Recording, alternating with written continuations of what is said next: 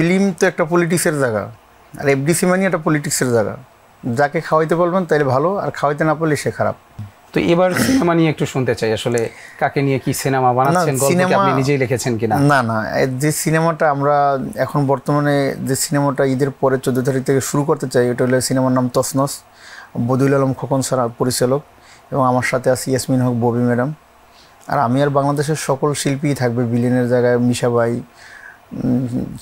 LRB সীমান্ত, ডন ভাই, এরকম অনেকে আছে, যার বদ্দা মিঠু থেকে শুরু করে অনেক আছে। কারণ যেহেতু তছনছ নামটা শুনলেই তো বোঝা যায় একটা অ্যাকশন ফিল্ম।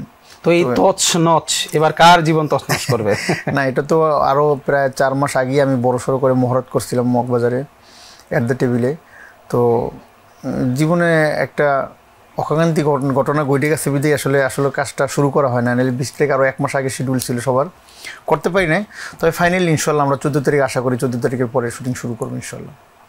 আচ্ছা, আমরা এই যে একটা বিষয় দেখি যে আপনার বিগত একটি সিনেমা যখন আপনি প্রথম সিনেমা করলেন, সেই জায়গাটাতে এই নায়িকার জায়গাটা, যিনি চিত্রনায়িকা ছিলেন, এই জায়গাটা একটা ভালো ধরনের একটা বিড়ম্বনা ছিল। সে বিষয়ে আমরা আসি। পরবর্তীতে আপনি সেটা ভারতীয় একজন অভিনেত্রীকে দিয়ে ছবিটি তৈরি করেন। ওয়ালটন টেলিভিশন মাত্র 25,490 টাকায় পাচ্ছেন গুগল টিভি। এবারের যে সিনেমাটি তছনছ, এখান থেকেও অনেক আর্টিস্ট, বিশেষ করে এখানে যে কেন্দ্রীয় চরিত্রে থাকছে অভিনেত্রী হিসেবে ববি, তিনি ছবিটি থেকে সরে যাবেন বা এই ধরনের একটি কথা শোনা যাচ্ছে। আসলে গুঞ্জনটা কি সত্য কিনা, বা এইটার পেছনে কারণ কি? আসলে কি মানুষ সরে যেতে চাচ্ছে মুন্না খানের সিনেমা? আসলে এটা ফিল্ম তো একটা পলিটিক্সের জায়গা, আর এফডিসি মানে একটা পলিটিক্সের জায়গা। যাকে খাওয়াইতে বলবেন তাহলে ভালো, আর খাওয়াইতে না পারলে সে খারাপ। তো প্রযোজনা প্রতিষ্ঠান নিজেই জানে না যে নায়িকা কাজ করবে না, কারণ একজন প্রযোজক তো তাকে সাইনিং দিছে, এবং ডিরেক্টর বলতে পারবে, প্রযোজনা প্রতিষ্ঠান বলতে পারবে, প্রযোজক বলতে পারবে।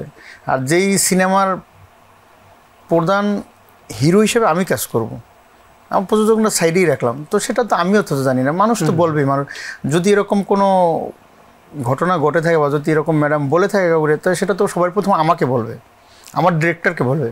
কিন্তু এরকম কথা আমি তো কখনো শুনি নাই। মানুষ বলা বলি যদি করে, সে বলুক, সময় মানুষ তো কত কথাই বলে, কত লোকেই তো কথা বলে। জি জি। তো ওই জায়গা থেকে এটা আসলে আমি বিষয় নিয়ে কোনো কথা বলতে চাই না, আমি জানি না বিষয় কিছু। তার মানে এটা গুঞ্জন, এটা এখন পর্যন্ত আপনি এটা না, এটা আমি মনে করি এটা সম্পূর্ণই গুঞ্জন। কারণ এমন কিছু হয়ে যায় না যে ববি ম্যাডামের আমার সিনেমা ছেড়ে দিতে হবে, এরকম তো কিছু হয় না বাংলাদেশে আমার সাথে, কারোর সাথে।